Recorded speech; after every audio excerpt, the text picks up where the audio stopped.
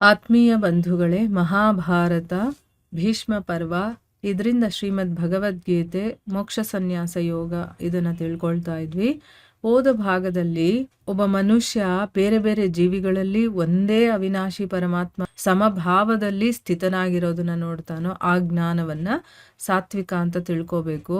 ಮತ್ತೆ ರಾಜಸಿಕ ಜ್ಞಾನ ಅಂತಂದ್ರೆ ಬೇರೆ ಬೇರೆ ಮನುಷ್ಯರಲ್ಲಿ ಅಥವಾ ಜೀವಿಗಳಲ್ಲಿ ಬೇರೆ ಬೇರೆ ಆಗಿದ್ದಾನೆ ಅಂತ ತಿಳ್ಕೊಳ್ತಾರಲ್ಲ, ಅದನ್ನ ರಾಜಸಿಕ ಅಂತನ್ಬಿಟ್ಟು, ಮತ್ತೆ ಬರೀ ತಮ್ಮ ಶರೀರದಲ್ಲೇ ಅವರು ಆಸಕ್ತರಾಗಿರ್ತಾರಲ್ಲ, ಬೇರೆ ಏನೂ ಅವ್ರಿಗೆ ಗೊತ್ತಿರೋದಿಲ್ಲ, ತಾತ್ವಿಕ ಅರ್ಥ ಆಗಿರ್ಬೋದು, ಏನು ತಿಳ್ಕೊಳ್ಳೋದಿಲ್ವಲ್ಲ, ಅಂಥದನ್ನ ತಾಮಸ ಅಂತ ಹೇಳ್ತಾರೆ ಅಂತ ತಿಳ್ಕೊಂಡ್ವಿ.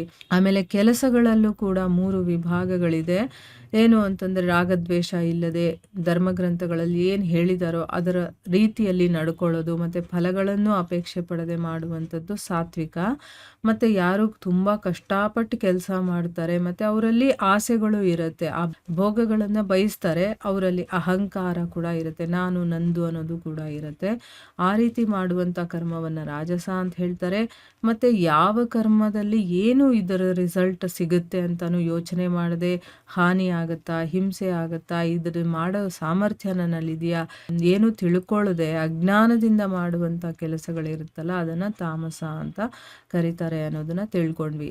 ಈಗ ಮುಂದುವರೆದು, ಯಾವ ಕರ್ತಾರ ಆಸಕ್ತಿ ರಹಿತನಾಗಿ ಅಹಂಕಾರದಿಂದ ಕೂಡಿದ ಮಾತನ್ನ ಆಡದೆ ಇರುವಂಥವನು, ಧೈರ್ಯ ಇರುವಂಥವನು, ಮತ್ತೆ ಉತ್ಸಾಹದಿಂದ ಕೂಡಿರುವಂಥವನು, ಮತ್ತೆ ಕಾರ್ಯಸಿದ್ಧಿ ಆಗತ್ತೆ ಅಥವಾ ಆಗೋದಿಲ್ಲ.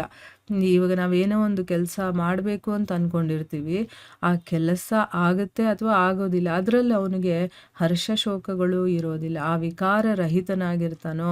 ಈಗ ನೋಡಿ, ನಾವೇನಾದರೂ ಒಂದು ಕೆಲಸ ಇದಾಗಬೇಕು ಅಂತ ಮಾಡ್ತಿರ್ತೀವಿ, ಆದಾಗ ನಮಗೆ ತುಂಬಾ ಖುಷಿ ಆಗ್ಬಿಡುತ್ತೆ, ನಮ್ಮನ್ನು ಹಿಡಿಯೋದಕ್ಕೆ ಆಗೋದಿಲ್ಲ, ಅಷ್ಟು ಸಂತೋಷ ಪಡ್ತೀವಿ.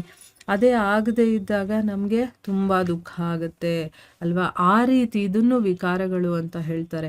ಈ ರೀತಿಯ ಹರ್ಷ ಶೋಕ ವಿಕಾರ ರಹಿತನಾಗಿರ್ತಾನಲ್ಲ, ಅವನು ಸಾತ್ವಿಕ ಅಂತ ಅನ್ನಿಸ್ಕೊಳ್ತಾನೆ.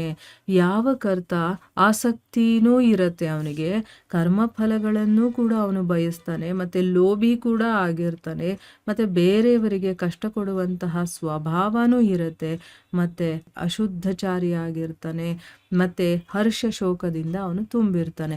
ಈಗ ಸಾತ್ವಿಕಕ್ಕೆ ಏನೇನೆಲ್ಲ ಗುಣಗಳಿದೆಯೋ ಅದರ ಆಪೋಸಿಟ್ ಆಗಿರ್ತಾನೆ ನೋಡಿ. ಸಾತ್ವಿಕದಲ್ಲಿರೋನು ಆಸಕ್ತಿ ರಹಿತನಾಗಿದ್ರೆ ಇವನು ಆಸಕ್ತಿಯುಳ್ಳವನಾಗಿರ್ತಾನೆ. ಅದೇ ಸಾತ್ವಿಕದವನು ಅಹಂಕಾರದಿಂದ ಕೂಡಿರುವಂಥ ಮಾತುಗಳನ್ನೇ ಆಡೋದಿಲ್ಲ. ಆದರೆ ರಾಜಸಿಕದಲ್ಲಿರೋವನಿಗೆ ಅಹಂಕಾರ ಅನ್ನೋದು ಇರುತ್ತೆ, ನಾನು ನಂದು ನಾನೇ ನನ್ನ ಹತ್ರನೇ ಇರಬೇಕು ಅನ್ನೋದೆಲ್ಲ ಇರುತ್ತೆ ಅವನಿಗೆ. ಆ ರೀತಿ ಆಪೋಸಿಟ್ ಆಗಿರುತ್ತೆ. ಸೊ ಇಲ್ಲಿ ರಾಜಸಿಕದಲ್ಲಿ ಅವನಿಗೆ ಕರ್ಮಫಲಗಳು ಇಷ್ಟ, ಲೋಭಿಯಾಗಿರ್ತಾನೆ, ಬೇರೆಯವನಿಗೆ ಸ್ವಲ್ಪ ಕಷ್ಟ ಕೊಡುವಂಥ ಸ್ವಭಾವ ಕೂಡ ಇರುತ್ತೆ, ಮತ್ತೆ ಹರ್ಷ ಶೋಕದಿಂದ ಕೂಡ ಅವನು ತುಂಬಿರ್ತಾನೆ, ಅವನನ್ನು ರಾಜಸ ಅಂತ ಹೇಳ್ತಾರೆ.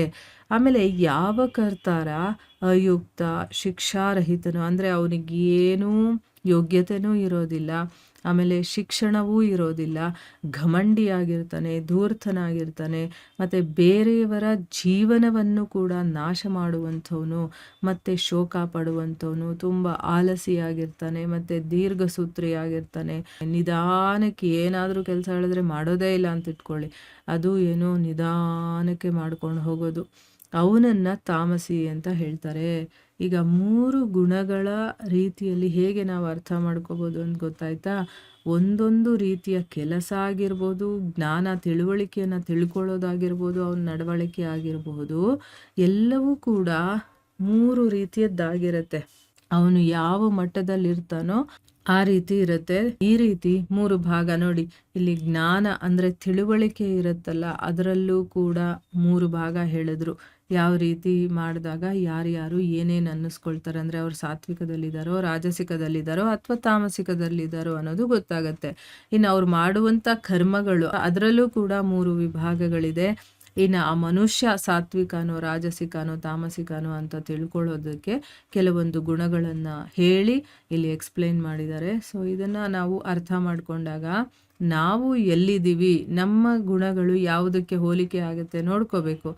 ನಾವು ತಾಮಸಿಕದಲ್ಲಿದ್ದೀವ, ರಾಜಸಿಕದಲ್ಲಿದ್ದೀವ, ಸಾತ್ವಿಕದಲ್ಲಿದ್ದೀವ ಅಂತ. ನಾವು ಎಲ್ಲಿದ್ದೀವೋ ಕೆಳಮಟ್ಟದಲ್ಲಿದ್ದರೆ ಅಲ್ಲಿಂದ ಮುಂದಕ್ಕೆ ಹೋಗೋದಕ್ಕೆ ನಾವು ಏನು ಮಾಡಬೇಕು, ಯಾವ ಗುಣಗಳನ್ನು ನಾವು ಅಳವಡಿಸ್ಕೋಬೇಕು ಅಂತ ನಾವಿಲ್ಲಿ ಅರ್ಥ ಮಾಡಿಕೊಂಡು ಚೇಂಜ್ ಮಾಡ್ಕೊಂಡು ಹೋಗಬೇಕು. ಸೊ ಇಲ್ಲಿಗೆ ನಾವು ನಿಲ್ಲಿಸೋಣ. ಹರೇ ಕೃಷ್ಣ.